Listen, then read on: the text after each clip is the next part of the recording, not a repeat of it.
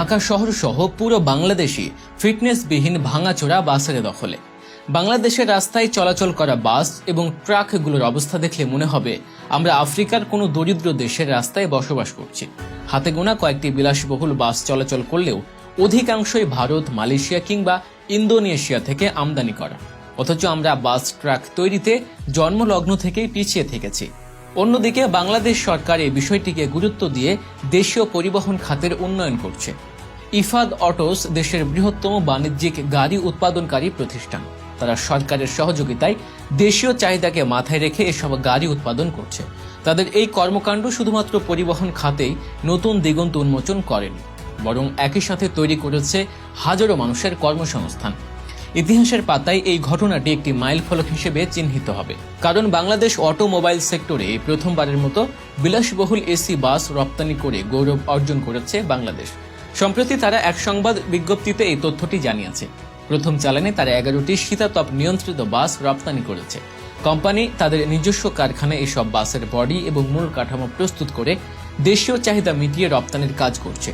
তাদের এই উদ্যোগে দেশের অটোমোবাইল কোম্পানিগুলো জাপানের, জার্মানির এবং পশ্চিমা বিশ্বের বিভিন্ন কোম্পানির সাথে যৌথভাবে ম্যানুফ্যাকচারিং করছে। আর এই সব কিছুর পেছনে রয়েছে সরকারের সঠিক নীতি এবং সুচিন্তিত পরিকল্পনা। ইফাদ অটোসের এই সাফল্য শুধু তাদের একার নয়, বরং পুরো বাংলাদেশের জন্য এক গর্বের বিষয়। এই সাফল্য আমাদের দেশের পরিবহন খাতে এক নতুন দিগন্ত উন্মোচন করেছে।